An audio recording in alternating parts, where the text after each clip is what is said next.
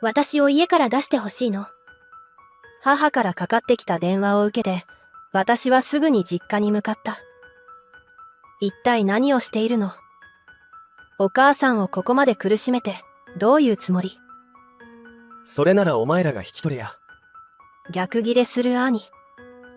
はい、預かります。私はそう言って母を引き取った。ちょっと。どうしてお母さんがそんないい家に住んでいるの？そのように言う兄嫁に、私は鼻で笑いながらこう言ってやった。そりゃ、あなたとは住む世界が違うからね。私の名前はのぞみ、32歳の会社員だ。私は子供の頃から勉強を頑張り、高校と大学と進学校に進み、大企業に就職することができた。そして数年おきに転職をし、順調に収入を上げることができている。今は付き合っている男性もおり、公私ともに充実した日々を送ることができている。だがそんな私にも心配事が一つある。それは実家にいる母のことだ。私の父は3年前に病によって亡くなってしまった。それ以来、母は一人で実家に暮らしているのだが、最近足腰の調子があまり良くないそうなのだ。私は休みの日に定期的に様子を見に行っているのだが、母は痩せ我慢をしているのか私に気を使わせないように、大丈夫だからそんなに気にしなくていいよ、と言ってくる。だがちょっとした時に足腰が痛そうな様子が見られるので、結構無理をしているのではないかと私は思うのだ。ヘルパーを呼んだりするのはどうかと私は提案をするのだが、年金生活なのにお金がもったいないと断られてしまう。私がお金を出すと言うと、そんなことは申し訳ないと断られる。私としては、母が元気に安心して過ごせている方がいいので、できれば介護を受けてもらったり、あるいは家政婦などを雇って家事をしてもらうという方法をとってもらいたい。だが母としては、まだ自分は動けるし、そういうのに頼るほどでもないという感覚なのだろう。何かあってからでは遅いのだが、母が拒んでいる以上、私が強く言うこともできないのだ。そうやってやきもきする日々を過ごしていたのだが、ある日母からこんな連絡が来た。マサトたちが同居をしてくれることになったの。お兄ちゃんたちが。私は突然の同居の報告に驚いた。なんと兄夫婦が実家にやってきて、母と同居をするそうなのだ。私は少し不安になった。というのも兄嫁のゆかが、かなり厄介な性格をしているからだ。私が彼女と初めて会ったのは、2年前に兄が結婚の挨拶にやってきた時のこと。私はちょうど休みだったし、実家に行って挨拶の場に参加した。父がすでに亡くなっていたし、母が一人では不安だからと私に一緒に参加してほしいと言ったのだ。そして初めて兄嫁と対面したのだが、なんというか陰湿な雰囲気を感じた。どうもはじめまして、ゆかと言います。はじめまして、のぞみと言います。のぞみさんはまだ実家で暮らしてるんですか？見た感じ、もう30歳を超えてそうだけど。今日は兄の結婚の挨拶があるって聞いていたから、帰省しただけで。なんというか、言い方がすごくきつかった。私はその時はちょうど30歳で、まだ超えてはいない。女性として年齢のそういうところは重要だ。それなのに、初対面からデリカシーのない言い方をされたので、私は一気に苦手意識を持ってしまった。そして、兄嫁は母に対しては一応笑顔で受け答えをするのだが、私にはとても冷たいのだ。それから両家の顔合わせでも、兄嫁は私には一切話しかけなかった。また私がトイレに行った際に、兄嫁がわざわざやってきて私にこう言ったのだ。あんたは大企業に勤めてて、自分の方が上のように感じてるのかもしれないけどね。地味でブスなあんたよりも私の方がモテてきたんだからね。私はびっくりして、その場に固まってしまった。どうやら兄嫁は、私に対抗意識を持っているようだった。だから私にひどい態度をとっていたのだ。私はまさかそんなことを言われるとは思わなかった。その後、食事会の席に戻ったのだが、兄嫁は勝ち誇った顔をしながら私のことをずっと見てきた。私はとにかく関わりたくなくて、食事に集中した。すると兄嫁はいじってきた。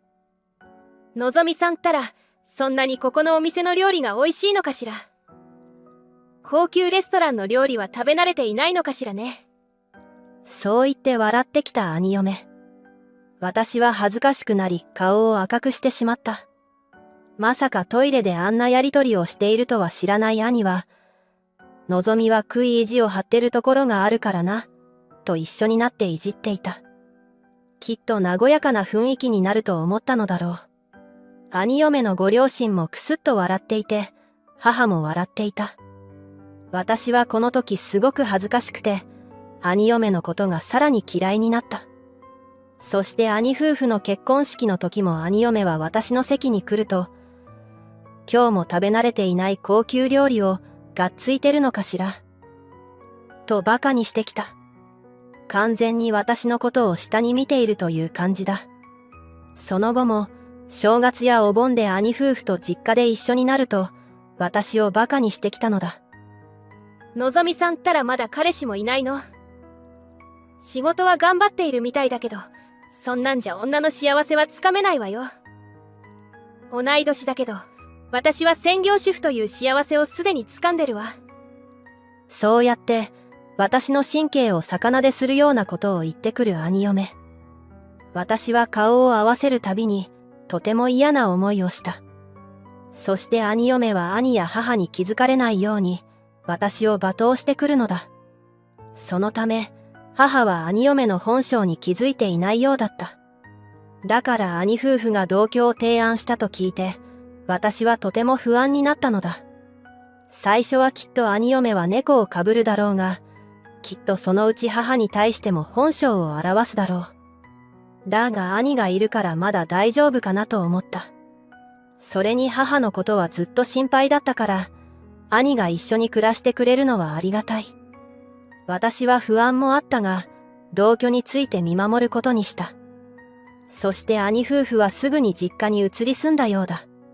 私は母に頻繁に連絡を取って、頻繁に状況を聞いた。お母さん、問題なく暮らせてる？私がそう聞くと、母は笑顔で嬉しそうに問題ないと答えた。すごく楽しく暮らせてるよ。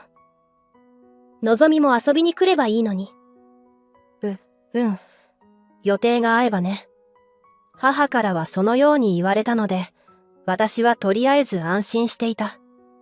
だが母と兄夫婦が同居を始めて半年ほど経った頃、私は母との電話で少し違和感を感じた。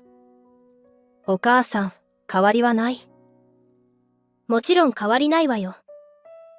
のぞみは心配しなくていいから。私が特に何も聞いていないのに、母は自分の方から心配しなくていいと言ってきた。それは何か問題が起きているということではないだろうか。私は嫌な予感がしてすぐに実家に行った。家の鍵を開けて中に入ると、居間に兄嫁がいてソファで寝転がりながらテレビを見ていた。そして母が床掃除をしていたのだ。ちょっとお母さん。ああ、のぞみ来てたのね。なんでお母さんが床の拭き掃除をしているの？私は思ってもみなかった状況に驚いた。すると私たちの会話が聞こえてきたのか、兄嫁がこちらにやってきた。ちょっと、なんであんたが勝手に来てるのよ。ゆかさん、どうしてお母さんに足腰に負担がかかるような家事をやらせてるの？床の拭き掃除なんてしたら足を痛めるでしょ。何言ってるのよ。少しくらい動かないと逆に体に悪いわよ。私はお母さんのためを思って家事をやらせてるのよ。逆に感謝してほしいくらいだわ。そんなありえないことを言ってくる兄嫁。そして、あんたのことは家に招いてないんだから、さっさと帰ってよね。と言って居間に戻ってしまった。お母さん、大丈夫なの？こんなの絶対に足腰に来てるでしょ。大丈夫だよ、のぞみ。見た目ほど辛くないから、心配しないで大丈夫。母の状態は明らかに大丈夫そうではなかった。お母さん、絶対に無理をしないでね。本当に厳しいと思ったら、すぐに電話をしてきて。私がそう言っても母は曖昧な返事をするだけだった。すると兄嫁が、まだいたの？早く帰って。と言ってきて私のことを追い出した。なぜ実家に来たのに、追い出されなければいけないのだろうか。私は納得がいかず、すぐに兄に連絡をした。もしもし、のぞみどうした？お兄ちゃん、ゆかさんがお母さんをいびっていること知ってるの？ゆかが。いびってるってどういうことだ？足腰を痛めてるお母さんのことをこき使って、家事を全部やらせてるのよ。お兄ちゃんたちはお母さんの面倒を見るために同居してきたんだよね。それなのに、どうしてこんな目に遭わせるの？私は感情的になって兄のことを責めた。すると兄はまさかの発言をした。面倒を見る。お前、何を言ってるんだ？俺たちは家賃を抑えるために実家に戻ったんだよ。母さんの面倒を見るなんて、一言も言ってないぞ。どういうこと？私はてっきり、お兄ちゃんたちはお母さんの面倒を見るのかと。なんで俺たちがそんなことをしなければならねえんだよ。それじゃあ、全然意味ないじゃない。むしろ、お母さんは今までよりも体に負担がかかって大変でしょ。何を言ってるんだよ。いいボケ防止になるし、もし家で倒れても俺たちがすぐに発見できるだろ。むしろ感謝してほしいくらいだよ。兄は兄嫁と同じことを言った。昔は、そのようなひどいことを言ったりする人ではなかった。心優しい兄という印象だった。おそらく、兄嫁に悪い影響を受けてしまったのだろう。だがまさか兄まで母のことを存在に扱うようになるなんて。私はすぐにでも母のことを迎えに行きたかった。そして実家にまた行ったのだが、なんと鍵が変わっていたのだ。私は何度も鍵を入れようとしたが全然合わない。一体どういうことだろうか。私が困っていると、家の中からドアを開ける音がした。だが玄関のドアはチェーンがついた状態で開いた。ちょっと、ガチャガチャしないでよ。鍵穴が傷つくでしょ。少し開いたドアの隙間から声をかけてきたのは、兄嫁だった。これどういうことですか？なんで鍵が変えられてるんですか？そんなの、あなたが勝手にやってくるからに決まってるじゃない。勝手に家に入られたら嫌なのよ。この前勝手に入ったのは、お母さんがいびられているんじゃないかと心配だったからで。実家の鍵を勝手に変えるなんておかしいですよ。うるさいわね。そんなの私たちの勝手じゃない。お母さんはどうしてるんですか？今は掃除をしてるわ。そんな、また足腰に負担をかけさせてるんですか？だからこの前も話したでしょ。運動をさせてやってるんだって。お願いです。家に入れてください。無理よ。あなたを家に入れるなんて絶対に嫌だ。空気が腐るわ。どうしてそんなに私のことを邪険にするんですか？あんたは見ててムカつくのよ。キャリアウーマン気取ってるのかもしれないけど、私からしたらただの売れ残りよ。私は稼ぎのいい旦那を持って、家事もサボれる専業主婦として悠々自適に暮らしているの。あなたとは住む世界が違うのよ。とにかく、これ以上ここに居座らないでちょうだい。兄嫁はそう言ってドアを閉めてしまった。私はどうしたらいいのかわからなかった。母のスマホに電話をかけても兄嫁が出てしまうし、兄に電話をかけても出てもくれない。母は大丈夫なのだろうか。私がものすごく心配していると、彼氏のアキラがこう言ってくれた。のぞみのお母さんを助け出そう。話を聞いている限りだと、完全に監禁状態じゃないか。でもどうやって助け出せばいいのかな。ちょっと俺に考えがあるんだ。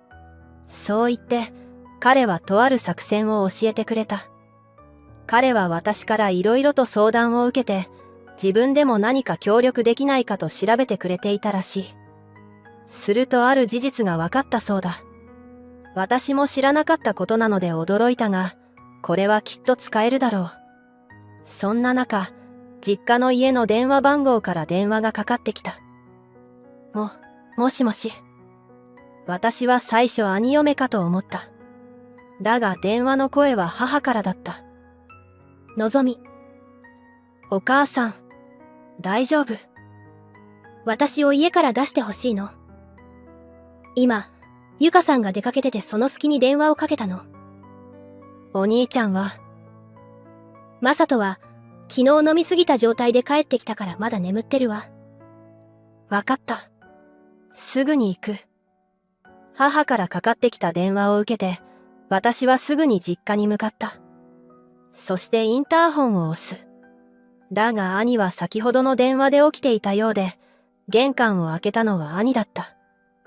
あ、何の用だよ。一体何をしているの？お母さんをここまで苦しめて、どういうつもり？私はとりあえず家に入れてよかったと思いながら、彼氏と一緒に中に入った。お母さんから家を出たいって電話が来たのよ。これ以上、お母さんのことを傷つけないで。私はそう言って兄に詰め寄った。兄は私がそんな風に危機迫る勢いで来るとは思わなかったようで、動揺していた。それならお前らが引き取れや。逆ギレする兄。きっと今の私とまともにやり合っても勝てないと判断したのだろう。はい、預かります。私はそう言って母を引き取った。すぐに彼と一緒に母の荷物をまとめて、そして一緒に車に乗り込んだ。お母さん、大丈夫？母はちゃんとした食事を与えられていないのか、体は痩せていて服もボロボロだった。正直言って、いつ倒れてもおかしくない状況だ。お腹が空いて辛いと言ったので、私は家に連れて帰って料理を振る舞ってあげた。母は久しぶりに温かくて美味しいご飯を食べられたことが幸せだったようで、とても嬉しそうに頬張っていた。ありがとう、のぞみ。私、死ぬかと思ったわ。あきらさんもありがとう。のぞみからお付き合いしている人がいると聞いていたわ。いえ、なかなかご挨拶ができずに申し訳ありません。もっと早く迎えに行くべきでした。そんな、私がずっと我慢してのぞみに遠慮をしていたから悪いのよ。まさか、あんな風に監禁状態にされるとは思わなかったわ。とりあえず母が無事でよかった。それからすぐに、兄から私のスマホに鬼のように電話やメッセージが来た。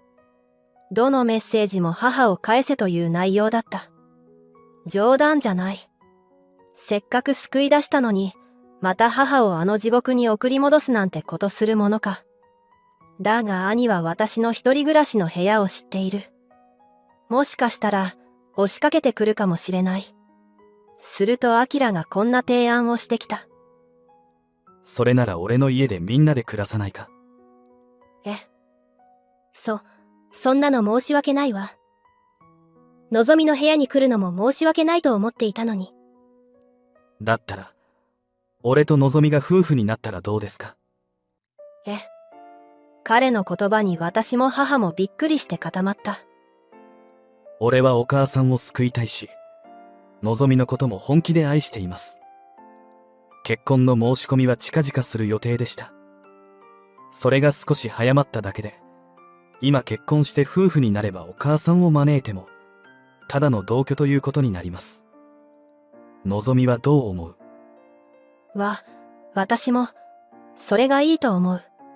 まさかここでプロポーズをされるとは思っていなかったが、それが一番得策だと思った。私たちは母を説得し、彼の住む家へ引っ越した。あきらさんって、どういうお仕事をされてるんですか？母は彼の部屋に来て驚いていた。僕は現在は会社員ですが、今度から父の会社に入って社長を継ぐことが決まっています。社長さん。そう。私の彼は経営者の息子で、さらには大企業で部長を務めるエリートサラリーマンだ。今彼が住んでいるのはタワマンなのだが、かなり収入があるためそのような豊かな暮らしができているのだ。これでやっと母の安全を守ることができた。私と彼は兄夫婦に復讐をする準備を進め、そしてそれが整った頃に母の残りの荷物を取りに行った。私が実家に行くと、兄嫁が怒った様子でドアを開けた。お母さんはどこ？さっさと返してちょうだい。家事をする人がいなくなって困ってるんだから。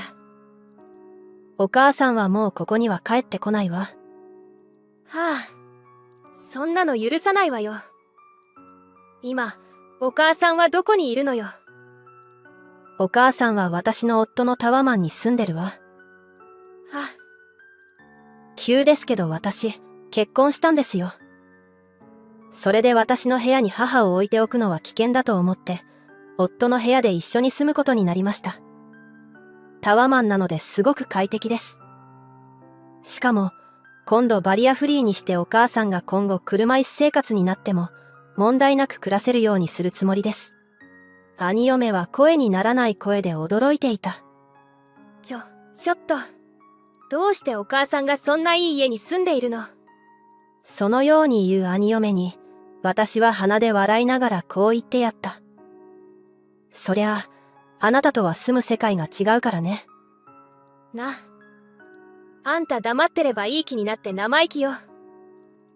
どうせ全部あんたの妄想なんでしょ。今からあんたの部屋に行ってお母さんを連れ戻すからね。そう言って電話を切った兄嫁。私は折り返すことはせずに、夫と一緒に次の作戦を実行した。実は夫がこれから働く予定の義父の会社で、兄が働いていることが分かったのだ。夫は義父に今回のことを説明した。すると義父は、そんな非常識な人には本社で働いてほしくないと言い、言及の上で地方の肉体労働の部署に兄を異動させる事例を出したのだ。当然兄は反対したらしい。だが他ならぬ社長の事例なので、従わないわけにはいかない。そのため、兄は嫌が応でも地方に引っ越すしかなかった。そして元気を取り戻した母も兄夫婦には容赦しないと言い、実家を売ることにした。名義は父から母に変わっていたので、母がすべての権限を握っているのだ。家を出なければならず、さらには自分の夫の給料が下がった上で、地方に引っ越さなければならなくなったことで、兄嫁は絶望したそうだ。だが私はあえて兄嫁には連絡をしなかった。兄も、私の夫が社長の息子であり、今回のことがすべて仕組まれていたことだとは知らない。理不尽に突然会社に裏切られたとでも思っているのだろう。ネタばらしをしたら色々と兄夫婦はめんどくさいだろうし、私たちがやったことだと知らなくても、兄夫婦はものすごく辛そうにしているらしいので、もう関わること自体をやめようと思った。そして私と夫は母と一緒に楽しく幸せな家族としての生活を送っている。母が無事で、さらに私に素敵な旦那が現れてくれて本当に良かった。これからも家族を大事にしながら幸せな日々を過ごしていこうと思う。これでこの土地は俺のものだ。お前は用済みだからさっさと出て行け。そう言って夫は汚い笑みを浮かべた。こんな豪邸が手に入るなんて最高だわ。義母はニヤニヤしながらそう言い、友達を連れてきてパーティーを開くだとか、勝手なことを言っている。私は夫が突きつけてきた離婚届を受け取ると、すぐに記入をして役所へと提出しに行った。再び家に戻ってきた私は、楽しそうに居間で話している義母と夫にこう言ってやった。さっさと荷物をまとめて出て行ってくれる？私の名前はのぞみ、30歳の会社員だ。私はずっと広告代理店で働きたくて、その夢を叶えるために勉強を頑張り、いい大学にも進学した。そして大学でもちゃんといい成績を残し、就活を頑張って望んだ通りに広告代理店に就職することができた。それからは仕事でとても忙しい日々を過ごしたが、充実していて幸せだった。そんな中、私は仕事がきっかけで後に夫となるマサトと出会った。夫は当時ファッションモデルをしていて、私が企画した広告の仕事でモデルを務めていた。彼は私よりも3歳年下で、だけど大人っぽくて話していて楽しい。モデルとしての仕事もそこそこあるようだし、さすがモデルなだけあってかっこよかった。気づけば私たちはデートをするようになり、そして交際がスタート。交際を進めてから半年ほどが経った頃、なんと私は彼からプロポーズをされた。もちろん私は2つ返事で了承した。彼のことが大好きだったし、仕事は安定はしていないかもしれないが、それは私が代わりに稼げばいいと思っていた。そして彼と私には共通点があった。それはどちらもすでに親を一人亡くしていることだ。私は母親を亡くしていて、彼は父親を亡くしていた。私の母は私が高校生の時に病気で亡くなった。それからは父と2人で協力し合いながら生活をしていた。私は亡くなった母の代わりに家事をしようと思っていたのだが、父は学業に専念しろと言って、家事を引き受けてくれた。最初は慣れない様子で家事をしていたが、どんどんと料理も覚えていき、私のお弁当まで作ってくれたのだ。それでもさすがに父にばかり負担をかけるわけにもいかないので、土日は私が家事をやるようにした。そうして私たちは二人三脚で生きてきたのだ。一方で、彼は19歳の時に病気で父親を亡くしたらしい。それからは母親と2人暮らしをしていて、その頃にモデルの仕事を始めたそうだ。そんな風に似た境遇だから、私は彼に親近感が湧き、惹かれていったのだと思う。そして結婚に至り、現在は私の実家の近くにマンションを借りて2人で暮らしている。実家の近くに住んでいる理由は、最近父の体調が悪くなっていたからだ。父は私のために無理をしていたところがある。だから無理がたたって体調を崩してしまったのだ。私は男手一つで育ててくれた父に恩返しがしたかったので、実家の近くに住んで父のサポートをするようにした。その頃から父はすでに病気に侵されており、入退院を繰り返すことが多かった。どうにか回復してほしいと思っていたが、なかなか体調は回復しない。父自身も諦めかけていたようで、私はこの時に父に対して希望を持たせないといけないなと思った。そしてもっとちゃんと親孝行をしなければいけないと思った。それは素敵な男性と結婚をして幸せな姿を見せること。父は望みにいい人がいれば安心なのだがな、と言っていた。それで私は婚活を密かに進めていたのだが、その時に思いもよらないところで彼氏ができたというわけだ。婚活をしているにしろ、やはり好きな人と付き合って結婚する方がいい。しかも彼からプロポーズされたので、私は結婚を決めたのだ。彼は交際をしている時から父とも会ってくれていたのだが、私の父の体調を気遣ってくれて、父に優しくしてくれていた。そしてそれは結婚してからも変わらなかった。俺は仕事が不規則な時間帯だから、逆に日中に一緒にお父さんといられる時も多い。だからそういう時はいつでも俺に頼ってね。のぞみの負担を少しでも減らしてあげたいからね。ありがとう、マサト。夫はそのようにとても私に優しかった。そして義母も夫と同じように優しくて、夫と私がいるタイミングによく私の実家に顔を出してくれた。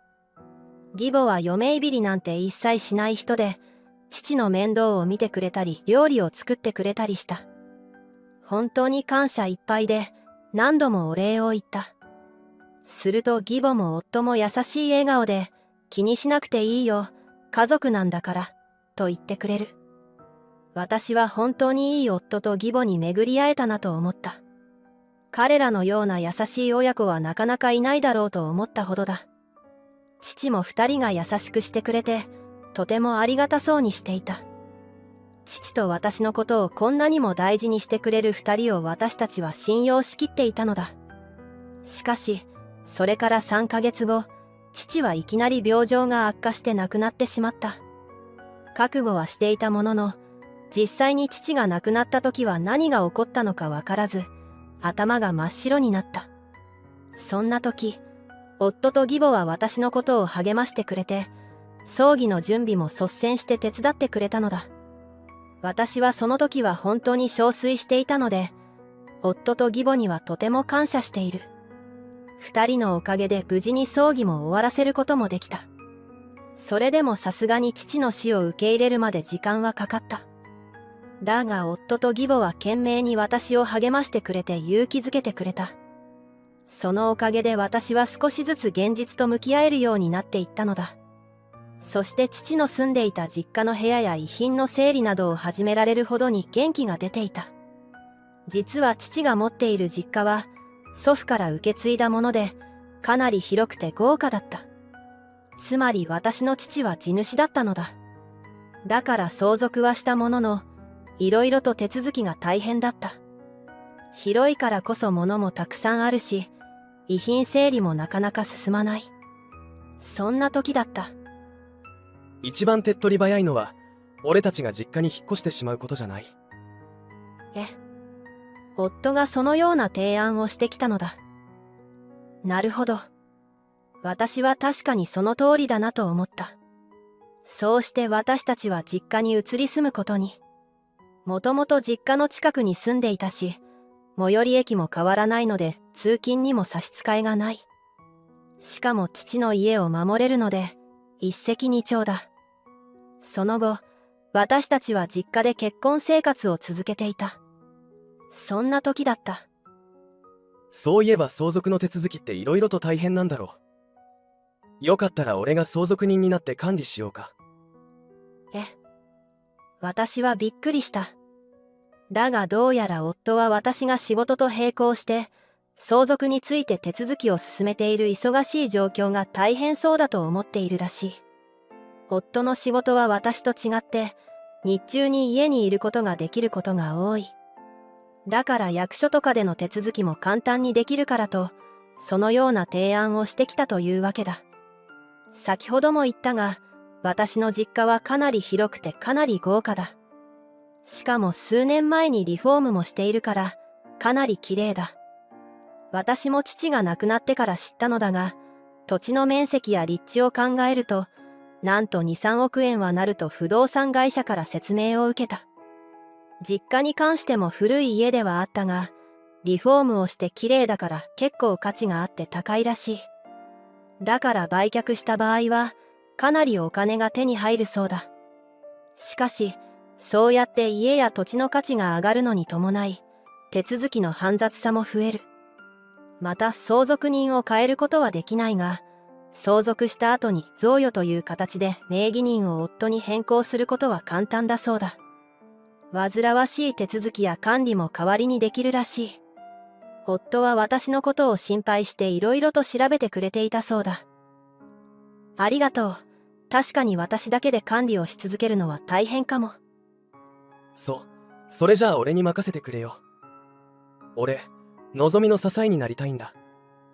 ありがとう、マサト。でも今の手続きに関しても、いろいろと時間や手間がかかりそうだから、それが終わるまでは私がやるね。それ以降はマサトに任せようかな。私がそう言うと夫はとても明るい表情になった。ああ、任せてくれよ。この時は私はまだ夫はただ優しい人なんだと思っていた。だがこの後に私は夫の本性を知ることになるのだった。それはある日の仕事中のこと。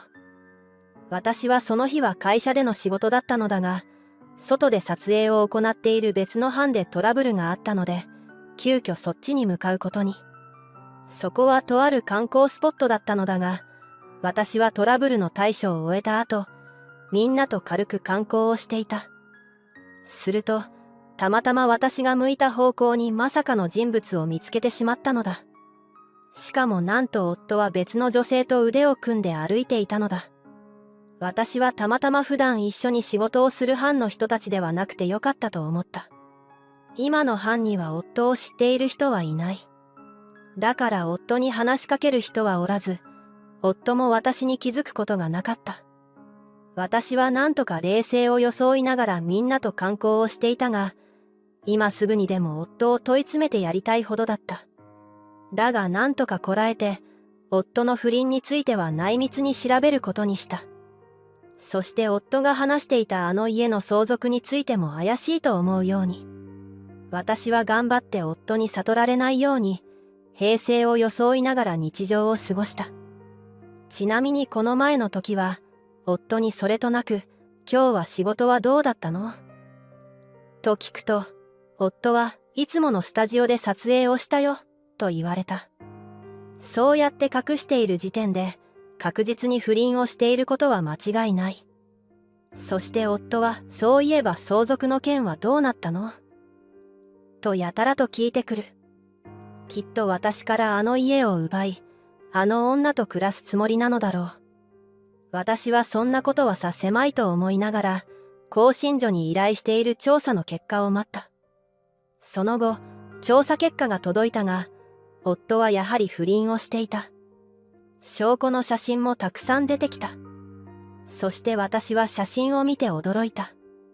なんとそこには義母の姿が写っている写真もあったのだ。興信所の人の話によると、よく3人で出かけているらしい。私は夫はその時間は撮影なはずだと思ったのだが、どうやら平日の日中によく遊びに行っているようだ。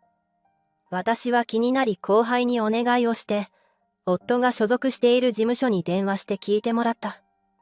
私が電話をするとさすがに夫の耳に入ってしまう可能性があるかもしれないと思ったからだ。後輩が聞いた話だと、夫はすでに事務所を辞めているらしい。しかもそれは私と結婚して直後の頃だった。私は衝撃を受けてめまいがしそうになった。つまり夫は最初から私の実家の土地を当てにしていて、仕事すら辞めていたのだ。私は腹が立って仕方がなかった。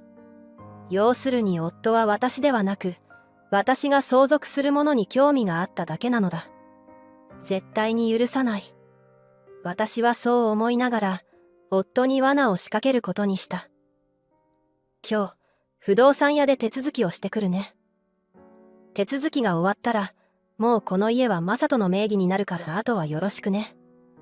私がそう言うと、夫はとても嬉しそうな顔をした。おう、ありがとな。任せてくれよ。